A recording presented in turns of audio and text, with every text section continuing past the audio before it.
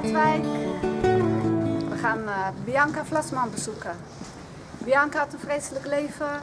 Ziekte, drank, kinderen, ontvoerd. Een en al drama. En aan God dacht ze nooit. Maar nu is ze een kind van God. Ze gaat naar Afrika, ze werkt voor de daklozen en ze verspreidt het evangelie. Wat is hier gebeurd? Hoe heeft God ingegrepen? We gaan het Bianca zelf vragen. Hier is haar huis. Hallo. Hallo.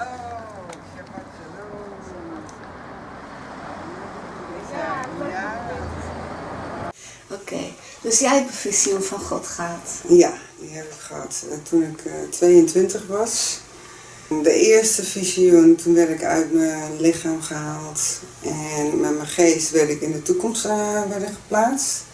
Ik kwam echt in een verschrikkelijke oorlog. Alles was eigenlijk al plat gebombardeerd. De wereld zag er niet meer hetzelfde uit. De zon scheen niet meer. Ja, overal waar ik keek waren alleen maar lijken. En ik was op de vlucht.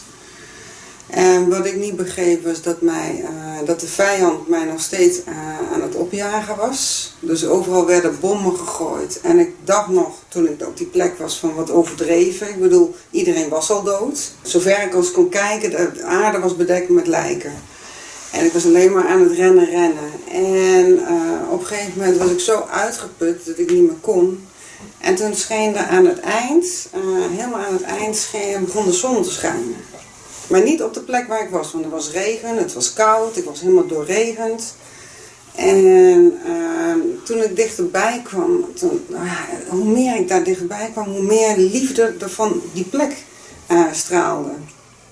En toen kwam ik steeds dichterbij en toen zag ik dat het een totaal andere wereld was. Maar dat er een soort van slootje mij afscheidde van die andere plek. En het was een hele mooie boerderij daar en alles was mooi groen en de zon scheen en ik zag een heel gelukkig gezin. Ik zag een man, een kindje duwen op een schommel en het was gewoon de perfecte wereld. En zoveel liefde heb ik in mijn leven nog nooit hier gevoeld. Van mensen niet, van een plek niet, van niks niet. En ik wilde daar naartoe en toen wilde ik een duik nemen in het water. En toen zette God mij weer terug in mijn lichaam. En toen werd ik wakker. Ja, het is 1000 jaar vrederijk. Ik geloof echt dat het dat was. Ja. Want het was wel hier op aarde. Dus... Ja, dus God hield je tegen, hè? Want ik dacht bij mezelf, waarom ben je niet gesprongen? Ja, ik wilde gelijk, ik wilde duiken. Ja. Ik denk, op die plek wil ik gewoon zijn. Ik wil nooit meer iets anders. Ja, precies. Maar ja, toen zette God mij weer terug. Maar ik was toen ook geen gelovige. Dus voor mij was het echt van, wat heb ik nou meegemaakt? En ik wist dat het echt was. Maar ik had zoiets, ik zat nog eigenlijk in de New Age. Dus ik dacht, misschien heb ik de oorlog meegemaakt in mijn vorige leven of zoiets. Ja, ik kon het niet thuisbrengen van wat ik had meegemaakt. Maar ik wist dat het echt was. Het was echt, ik was niet meer in mijn lichaam. Ik was ergens anders. Maar je dacht niet aan God? Of... Nee, want ik was helemaal niet met God bezig. Ik kende God niet in dat opzicht. Maar ik wist wel, dat voelde ik wel, ik wist dat het van boven kwam. Ik wist dat dit iets supernatuurlijks was. Waarom denk je dat God het je heeft laten zien? Om mensen nu bewust te maken dat die eindtijd, deze oorlog komt eraan. Maar dat er ook, als wij in Jezus geloven, dat wij ook die mooie wereld hierna gaan, dat wij daarin mogen. Op dat moment mocht ik er nog niet in, omdat ik ook nog niet gelovig was. Maar ja, nu dat ik geloof dat wij daar komen, als we Jezus hebben aangenomen. Ja, ik had er gewoon geen woorden voor hoe mooi die plek aan de andere kant was en hoe overweldigend die liefde was. Het was gewoon niet uit het gras straalde liefde, uit de bomen straalde liefde. Het was gewoon één plek waar overal liefde uitstraalde. Ik denk, wauw. En voor mij was het de hemel, maar ik wist wel dat het hier op aarde was. Dus het kan niet dan de hemel zijn. Dus ik geloof dat het de plek is waar we dadelijk komen als Jezus terugkomt. Dan blijft het 1000-jarige rijk over. Ja. Dan moet het wel dat zijn. Ja, zeker. Maar in diezelfde week werd ik weer uit mijn lichaam gehaald. Alleen nu werd ik als het ware uit mijn lichaam gezogen. Ik lag gewoon op bed en op een gegeven moment werd mijn geest uit mijn lichaam gezogen en ging echt met een rotgang, alsof je in een achtbaan zit, maar dan nog sneller, ging die naar onder. En ik kwam in een tunnel en het werd ook steeds smaller en op een gegeven moment kwam ik een beetje aan het einde en toen wilden handen mij daar houden, grijpen. En ik moest ook echt zo doen, ik denk, wat is dit nou weer? Maar op een gegeven moment werd ik stopgezet.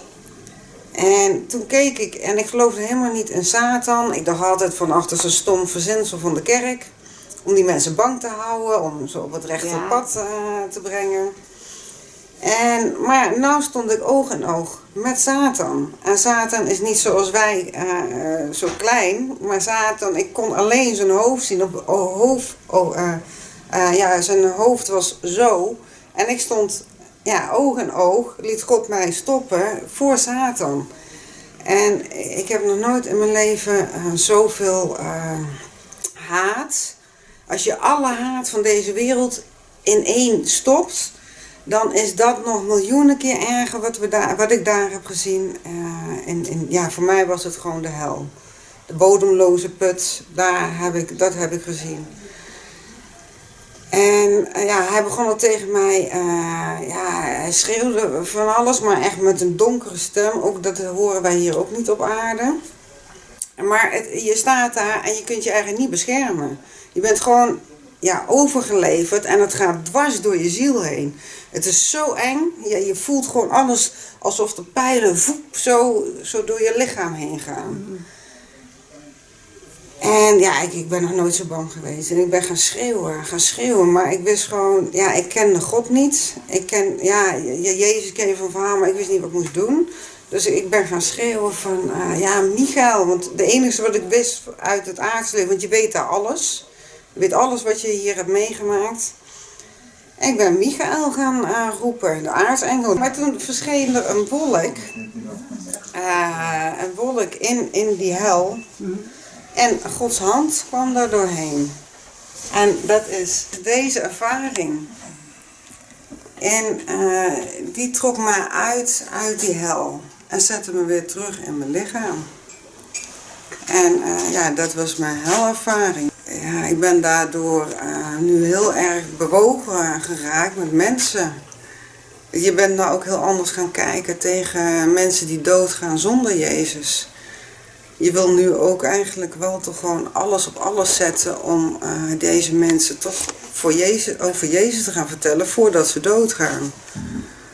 Want jij hebt gezien waar ze terecht gaan komen. Ja, en ik was toen geen gelovige. En ik heb echt 2 weken, ik heb nauwelijks kunnen spreken. Zo bang ben ik geweest. Ik was helemaal ontdaan. En ik dacht ook zelf van, en ik durfde niemand die ervaring te vertellen. Want iedereen, als ze dit soort ervaringen hadden, dan was het altijd van, dan gaan ze door een lichttunnel. En ze zien een stukje van de hemel. Maar ik zag de hel en ik was gewoon bang dat mensen dachten dat ik gek was. Of dat ik zelf naar die plek toe zou gaan. Waar ik waarschijnlijk ook naartoe zou gaan als ik op dat moment was gestorven. Maar ik begreep er niks van. En dan nog, ik wist nu dat hel echt was, maar dan nog kwam er niet bij mij een besef van oké, dan moet God ook wel echt zijn. Want ik begreep die hand ook niet en ik dacht nog steeds dat dan die engel geweest moet zijn. Maar ik weet nu, ik kende de Bijbel niet, maar God komt op een wolk. En die wolk die heb ik gezien met zijn hand. Dus met de hand gewoon van Jezus. Dus sinds je Jezus hebt leren kennen, is het allemaal duidelijk nu geworden. Snap ik het. Ik kwam me redden. En waarom heb ik het toen niet gezien? En nu valt alles op zijn plek. En nu begrijp ik ook gewoon dat ik Psalm 91 ook heb ervaard in die eindtijd. In de schuilplaats van de Allerhoogste ben ik gezeten. Ik zal overnachten in de schaduw van de Allemachtige. Ik zeg tegen u, heren, mijn toevlucht, mijn burcht, mijn God op wie ik vertrouw. U zal mij redden van de strik van de vogelvanger en van de zeer verderfelijke pest. U zal mij beschutten met uw vlerken en onder uw vleugels zal ik mijn toevlucht nemen. Uw trouw is mijn schild en pantser. Ik zal niet vrezen voor het beangstigende van de nacht en voor de pijl die overdag aankomt vliegen. En voor de pest die in het donker rondgaat of voor het verderf dat midden op de dag verwoest. Al vallen er 1000 aan mijn zijde en 10.000 aan mijn rechterhand, tot mij zal het onheil niet komen. Slechts met mijn ogen zal ik aanschouwen, ik zal de vergelding aan de goddelozen zien. Want u, Heere, bent mijn toevlucht, u hebt mij tot uw woning gemaakt. Geen onheil zal mij overkomen en geen plaag zal mij ten naderen. Want u zal uw engelen bevel geven om mij te bewaren op al uw wegen. Die psalm is echt op mij geschreven zo. Die hebben we aan de lijf ondervonden. Ja, zeker. Dus achteraf geeft het je enorme zekerheid dat die Ja. hand zal komen, die redding, die is er gewoon. Ja. En ik zal verharden, dat was ook de boodschap van die eindtijd visioen. Ik zal moeten verharden tot het eind. En niet ik alleen, maar jullie allemaal natuurlijk. Ja. He who dwells in the shelter of the Most High will find rest in the shadow of the Almighty. I will say of the Lord, He is my refuge, my God and my shield in whom I trust. Surely He will save you from the foulest snare, from the deadly pestilence as well. He will cover over you with His feathers, and there under His wings you will find sleep, and His faithfulness will be your shield.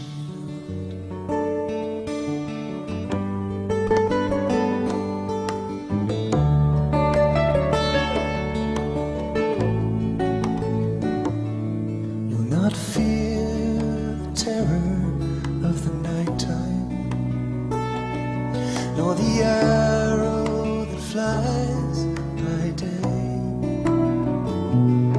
nor the pestilence that stalks in the darkness, nor the plague that destroys at midday. And 1,000 may fall at your side, 10,000